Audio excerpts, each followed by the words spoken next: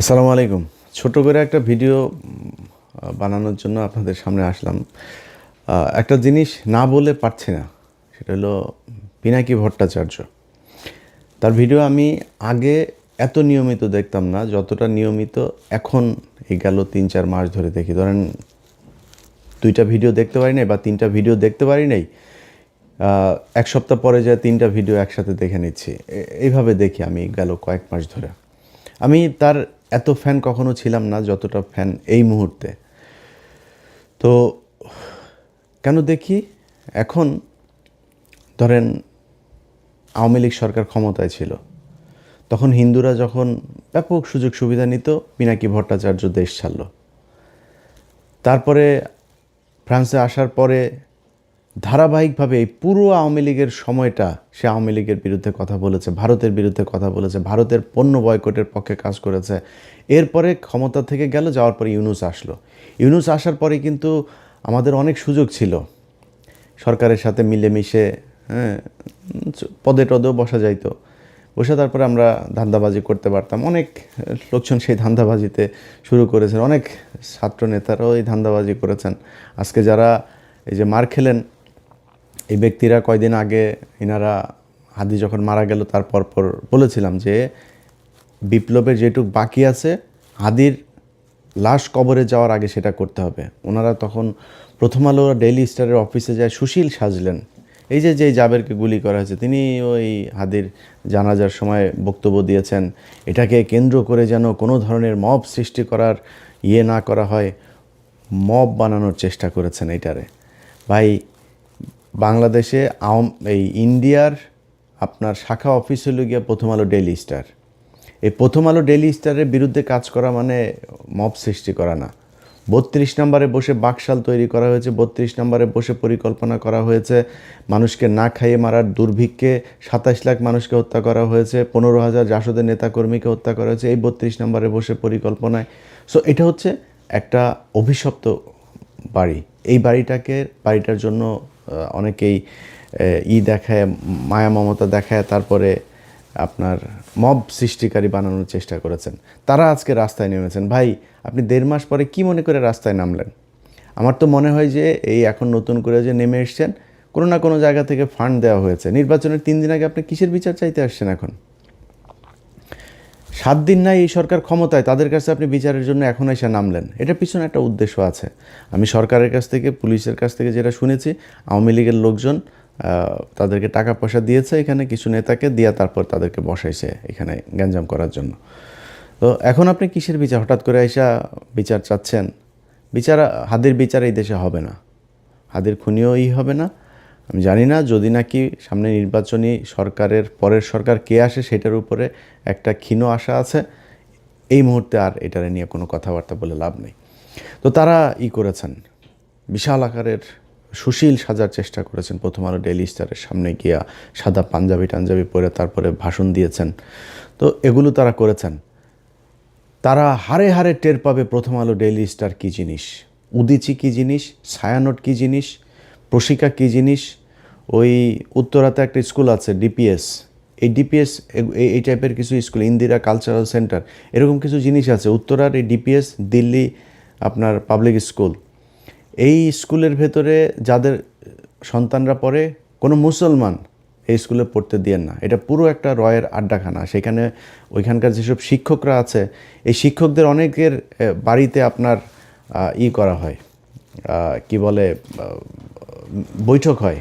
সেনাবাহিনীর লোকজন, ভারতীয় হাই কমিশনার, তারা গিয়ে তারপরে বৈঠক করেন। তো এগুলো হচ্ছে এখন এই টাইপের এই প্রতিষ্ঠানগুলোকে বাংলাদেশে রাখা যাবে না। এগুলোকে রেখে বাংলাদেশের স্বাধীনতা, সার্বভৌমত্ব আপনি টিকায় রাখবেন, এটা খুব কষ্টকর হবে। যেই কারণে এগুলোর বিরুদ্ধে ব্যবস্থা নিতে হবে। আমরা ১.৫ বছর অপেক্ষা করেছি। প্রথম আলোর এই টিপু সুলতান, মতিয়ার, এই সন্তোষ শর্মা কালবেলার, তারপরে প্রথম আলোতে আরও আছে মহিউদ্দিন, তারপর ওই যে গিয়েছে, এখন এফপিতে গিয়েছে আপনার সাবিহা, এই যে আপনার শফিক, আপনার তত্ত্বাবধায়ক সরকারের যেই শফিক, এরা সব সিন্ডিকেট। এরা এই আপনার বানানোর, ইদানিং আবার বিবিসি বাংলা তাদের সাথে যুক্ত হয়েছে। এই সিন্ডিকেট মিলে বাংলাদেশকে জঙ্গি রাষ্ট্র বানানোর জন্য আপনার আবার নতুন করে পায়তারা করছে। তো তাদেরকে আপনার বন্ধ করতে হবে, তো আপনি করেন নাই, না করে তারপরে রাষ্ট্র পরিচালনা করবেন, সুন্দর করে আপনার চালাবেন, এটা মনে করার কোনো কারণ নাই। যাই হোক, এখন ধরেন আমি আর পিনাকি দাদা, আমরা দুজন এই সরকারের শুরু থেকেই এখন পর্যন্ত আমরা একটা জায়গায় স্থির থেকেছি যে আওয়ামী লীগের ব্যাপারে জিরো টলারেন্স দেখাইতে হবে। এইখানে কোনো নমনীয়তা চলবে না। চুরি করেন, বাটপারি করেন, যা করেন ইচ্ছা করেন। ও মা, হত্যা মামলার আসামিরা উপদেষ্টাদের সাথে যায় বৈঠক করে। তো আমি আমার এই জার্নিতে আমি পিনাকি দাদাকে সব সময় পাশে পেয়েছি। তিনি এই মুহূর্তে আমি মানে খুবই হতাশা নিয়ে আপনার মানে চুপচাপ বসে আছি। অনেক কিছু দেখেও না দেখার ভান করে অনেকে অনেক কিছু পাঠায়, ভাই আমি এটি নিয়ে আর এত মাথা ব্যথার কিছু, মন চাইলে একটু কথাবার্তা বলি, ওই কথা বলি। তো এগুলির বাইরে নতুন করে আর খুব বেশি কিছুতে যাইতে চাইতেছি না। কিন্তু যেই কাজটা আমার করতে হইতো, আমার পুরো কাজ দাদা করে ফেলছেন। সো যেই কারণে যারা দাদার ভিডিও দেখেন, আমার সাবস্ক্রাইবার যারা আছেন, দুইটা মানে আমাদের তো কমন আপনার ওনার আমার ইউটিউবে সাবস্ক্রাইবারও প্রায় সমান সমান। সো ওনার ভিডিও যারা দেখেন, আমার ভিডিও তারা দেখেন, আমার ভিডিও যারা দেখেন, ওনার ভিডিও তারা দেখেন। আমার সাবস্ক্রাইবার যা আছে সবাইরে বললাম আপনারা ওইখানে চলে যান, ওইখানে গিয়ে দাদার ভিডিও দেখেন। দাদার কথাবার্তা যেটা, ওইটা মনে করবেন আমার ভাষা। উনি আমি যা বলতে চাই, আমার কথাগুলি উনি কেমন যেন বলে দেয়। আমি গত 3-4 মাসে বিচার করে আমি বিগ ফ্যান হয়ে গিয়েছি তার। মানে আমার অনেক কথা আছে যে কথাগুলি একদম হুবহু সেই কথাগুলো তার মুখ দিয়ে বের হচ্ছে। তো এই যে ভিডিওগুলো করছেন, এই ভিডিওগুলো করার কারণে তার বিরুদ্ধে এখন নতুন করে তাকে জামাতের আমির টামির, ধরেন আজ থেকে 6 মাস 1 বছর পরে আমারও অনেকের সাথে কথা হইলে তারপরে তারা বলতো যে ভাই উনি তো হিন্দু মানুষ, ওনার ব্যাপারে একটু সন্দেহ হয়। তো আমি বলতাম যে ভাই দেখেন, উনি তো হিন্দু হইলেও উনি যে কাজগুলো করছেন সেই কাজগুলো তো গুরুত্বপূর্ণ। উনি যতদিন কাজ ঠিক করবেন ততদিন আমাদের ওনারে নিয়ে সন্দেহ টন্দেহ করার তো কিছু নাই। যেদিন লাইন থেকে বিচ্যুত হবে সেদিন আমরা নিজেরাই কথা বলবো, সমস্যা কি। কিন্তু এই গেল 6 মাসে আমি নিজে এইভাবে কারোর সাথে আর এটা নিয়ে এগ্রি করি নাই যে না, এই 6 মাসের ভিতরে আমার কেউ বলে ভাই আর কত একজন মানুষের জাজ করবেন, আর কত পরীক্ষা নেবেন তার। সেই 2014-15 সাল থেকে শুরু করে ধারাবাহিকভাবে সে ভারতের বিরুদ্ধে কাজ করছে এবং ভারতের বিরুদ্ধে জ্বালাময়ী বক্তব্য, ভারতকে এই করে ফেলবো সে, এইটা না, এইটুক না, খালি একদম তথ্য প্রমাণ সহ ইতিহাস ভিত্তিক। এইটা মানে আমাদের এই বাংলাদেশে বহু লোকজন আছে যারা আমাদেরকে ভিউ ব্যবসায়ী, তারপরে অনেক তুচ্ছতাচ্ছিল্য করে কথা বলেন। তাদের ভেতরে অনেকেই এখন ইউটিউবে, যেমন ধরেন মাসুদ কামাল এক সময় বলতো যে আমরা হইলাম গিয়া টাকা পয়সার জন্য ভিডিওতে কথা বলি। হ্যাঁ, মাসুদ কামালের যে ইউটিউব চ্যানেল আছে ওইটাতে মনিটাইজেশন করে নাই, 1 টাকাও উনি কামাই করেন না, ফ্রি সোশ্যাল সার্ভিস দেন। ভিডিও করার আগে মনিটাইজেশন কেমনে করা লাগে সেই হিসাব করে তারপরে শুরু করেছেন। যার সাথে কথা বলেন তিনি বলেছেন, ভাই কয়দিন পরপরই মানে মনিটাইজ হওয়ার আগে পাগল হয়ে গেছে, কবে হবে, কেমনে তাড়াতাড়ি করা যায়, হ্যাঁ, চিঠি আসে না কেন, কোড আসে না কেন গুগল থেকে, কত কিচ্ছা কাহিনী। এখন তিনি টাকা খান, তার ভিডিও একটা আপনি চ্যানেলে দিয়েন, সাথে সাথে কপিরাইট খেয়ে যাবেন। আমি ইলিয়াস একমাত্র অধম ব্যক্তি যিনি আমার ভিডিও নেয় কত মানুষ চালায়, 10,000, 20,000, 50,000 টাকা কামায়, কারোর ইলিয়াস কোনো দিন কপিরাইট দেয় নাই। অথচ আমরাই হইলাম গিয়া খুব অনাহারি, অভাবী, ইউটিউবের টাকা দিয়ে আমরা চালাই। এই ইউটিউবের টাকা তো খাই, আমার ইউটিউবের টাকা আমি খাবো না তো আপনি খাবেন? কিন্তু যারা এতদিন ধরে টাকার ব্যাপারে খুব দেখাইতেন, আমাদের অচ্ছুত একটা ভাব নিয়ে কথাবার্তা বলতেন, তারা আজকে টাকা খান কেন? ইউটিউবের মনিটাইজেশন অন করেছেন কেন আপনারা? চ্যানেল করার আগে মনিটাইজেশন অন করার চেষ্টা করেন। তো ওনাদের কাছে খুব খারাপ লাগে পিনাকি এখন যেগুলো বলে। তো গত 6 মাস ধরে আমার কেউ এটা বললে তারা সরাসরি বলেছে যে ভাই এটা বন্ধ করেন। পিনাকি যদি, আমি জানি না সে এখনও হিন্দু আছে কিনা, যদি সে হিন্দু হয়ে থাকে তাহলে সে জেনুইন হিন্দু, অরিজিনাল হিন্দু যদি কেউ হয়ে থাকে তাকে তিনি বহুশ্বরবাদ হইতে পারবে না। তো এটা হিন্দু ধর্ম অনুযায়ী আপনাকে এক ঈশ্বরবাদ হইতে হবে। তো উনি হিন্দু ধর্মের একদম যেসব বিষয়গুলো সমালোচনা করার মতো উনি নিজেই সমালোচনা করেন সেগুলো নিয়ে, এবং খুবই তথ্য প্রমাণ এভিডেন্স দিয়ে তারপরে করেন। সো ওনারে নিয়ে জাজ করা বন্ধ করেন। উনি যা বলছেন এগুলো বলার কারণে বিএনপি ওনার বিরুদ্ধে এখন উঠে পড়ে লেগেছেন যে উনি হইল গিয়া দেশদ্রোহী, উনি পাকিস্তানের প্রেসিডেন্ট, জামাতের আমির। একই কথা আমারও বলে। আমি যদিও একটু যে বললাম না, আমি কিছুটা সুবিধাজনক জায়গায় আছে, আর ভাল লাগে না এই দেশের বিরুদ্ধে কথা বলতে, যে অনেক প্রভাবশালী সেনা প্রধান থেকে শুরু করে অনেক প্রভাবশালী মানুষের বিরুদ্ধে কথা বলেছে, ব্যক্তিগত শত্রু হয়েছে। লাভটা হয়েছে কি? 5 তারিখের পরে এই দেশ ঠিক হয় নাই।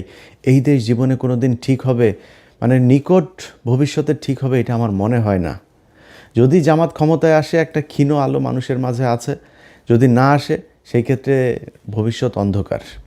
তো এখন বিএনপির লোকজন সব ওনার বিরুদ্ধে লেগেছেন যে পিনাকি হইল গিয়া দেশদ্রোহী, পিনাকি তাদের বিরুদ্ধে জামাত ইসলামের টাকা পয়সা খেয়েটে। ভাই, পিনাকি কার কাছ থেকে টাকা খেয়েছেন ওই হিসাব আপনার নেওয়ার দরকার নাই। পিনাকি যেটা বলে সেটার কাউন্টার ন্যারেটিভ আপনার কাছে আছে। আপনার পক্ষে কাজ করে বিরিয়ানির দোকান থেকে টাকা খাওয়া মাল, তারপরে নানান ধরনের ডিজিএফআইয়ের ভাতাপ্রাপ্ত লোকজন, তারপরে আছে এরকম সব ধান্দাবাজগুলো একসাথে যা মিলেছে। এখন এইসব ধান্দাবাজ আপনি 2-4 কোটিও যদি নিয়ে পাশে ভিড়ান, তো এটারে দিয়া কি পিনাকি ইলিয়াসের কাউন্টার দেওয়া যাবে? গেল না কেন? আপনার পক্ষে কথা বলে না কেন? সেটা চিন্তা করেন। পিনাকি ইলিয়াস আপনার দলে থাকলে যারা বিরিয়ানির দোকানে টাকা খায় তাদের চাইতে উপরে থাকতে পারতো না? তো পিনাকি ইলিয়াস যায় নাই কেন আপনার দলে? সেটা চিন্তা করেন।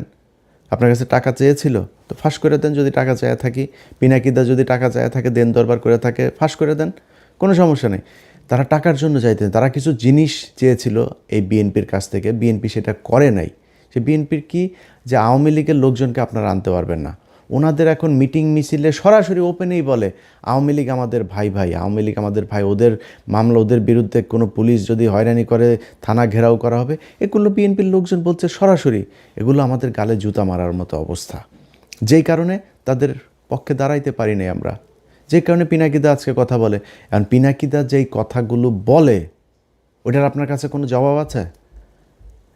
ও আপনি ফ্যামিলি কার্ড দিবেন, সেই ফ্যামিলি কার্ড দেওয়ার জন্য মানুষের কাছ থেকে কিছু জায়গায় টাকা নেওয়া হচ্ছে, কিছু জায়গায় বলা হচ্ছে এটা এটিএম মেশিনে ঢুকাইলে নাকি টাকা কচকচ করে বের হয়ে আসবে, কিছু জায়গায় বলে পান বিড়ি চা নাস্তা যা আছে সব ফ্রি দিবে, কেউ বলে চাল ফ্রি দিবে, কেউ বলে 200 টাকার বাজার করলে 100 টাকা ফ্রি। আরে ভাই, এই কী অবস্থা? ট্রিটমেন্ট করতে গেলেও বলে সেখানে এই কার্ড ঢুকায় তারপরে ট্রিটমেন্ট ফ্রি করা যাবে। মানুষের কাছ থেকে বলে টাকা হাওলা তো করা যাবে ব্যাংক থেকে এই টাকা দিয়া। এই হয়েছে অবস্থা। ক্ষমতায় যাওয়ার আগেই একটা কার্ড নিয়ে আপনারা দুর্নীতি শুরু করেছেন, মিথ্যাচার শুরু করেছেন। ক্ষমতায় যাওয়ার পরে আপনারা কি করবেন আমরা সেটা চিন্তা করেন। এখন জামাত ইসলামের সাথে লাগতে যান, জামাত ইসলামের ক্ষমতায় যাওয়ার নাই, জামাত ইসলামের ক্ষমতায় যাওয়ার নাই, এটা সত্যি কথা, অভিজ্ঞতা নাই। আপনাদের মতো ব্যাংকের টাকা লুটপাট করার অভিজ্ঞতাও নাই, এটাও সত্যি কথা। আপনাদের মতো বিদ্যুৎ না দেওয়া তারপরে আপনারা কিমি বিক্রি করেছেন, এগুলো সত্যি কথা। আর অনেক কিছু আছে যেগুলো আপনারা করছেন। তো এই যে কাজগুলো করেছেন, এটা তো জামাতের নাই। জামাত ইসলামের অভিজ্ঞতা আছে কিসের? জামাত ইসলাম তাদের সংগঠন, তাদের নিজস্ব প্রযুক্তি, নিজস্ব চিন্তা ভাবনা, নিজস্ব পলিসি দিয়ে সাউথ এশিয়ার ভেতরে শীর্ষস্থানে নিয়ে গিয়েছিল তাদের ইসলামী ব্যাংকে। তাদের প্রতিষ্ঠানে যান, কোনো গ্যাঞ্জাম আছে? তাদের প্রতিষ্ঠানে যান, কোনো লস আছে? তাদের প্রতিষ্ঠানে কোনো বিশৃঙ্খলা আছে? নাই। সবগুলো প্রতিষ্ঠান সুন্দরভাবে চলছে। তারা এই প্রতিষ্ঠানগুলো যদি সুন্দরভাবে চালাইতে পারে, তাহলে রাষ্ট্রটাকেও সুন্দরভাবে চালাইতে পারবে। তাদের ব্যাংক যদি এত সুন্দর হয়, আর সরকারি ব্যাংকগুলো প্রতি মুনাফা তারা টানাপোড়ানের ভেতরে আছে, সব সময় প্রতি বছরই বাংলাদেশ ব্যাংকের তাদেরকে আপনার দিতে হয়, পুঁজি দিতে হয়, না দিলে ব্যাংক বন্ধ হয়ে যাওয়ার মতো অবস্থা। আর ইসলামী ব্যাংক হু হু হু হু করে উঠেছে। এই গেল 15 বছরে হাসিনা যখন এই ব্যাংকে নিয়েছে, তখন আবার এটা লুটপাট শুরু হয়েছে, এটা নিচের দিকে অধঃপতন শুরু হয়েছে। আবার জামাত ইসলাম নিয়েছে, এখন আবার উপরের দিকে যাচ্ছে। তো তারা তো এই অভিজ্ঞতা দেখিয়েছে যে সৎ যোগ্য লোকজন দিয়ে কিভাবে তাদের প্রতিষ্ঠান পরিচালনা করা হয়, ওই লোকজন দিয়ে তারা রাষ্ট্র পরিচালনা করতে পারবে। এখন আপনি কি করতে পারবেন? আপনারা যারা চাঁদা নিয়ে বহিষ্কার হয়েছে তাদেরকে দলে এনেছেন, ঋণ খেলাপি যারা, সেই খেলাপি ঋণগ্রস্তদেরকে আপনি দলে মনোনয়ন দিয়েছেন। ভাই, বিএনপির রাজনীতি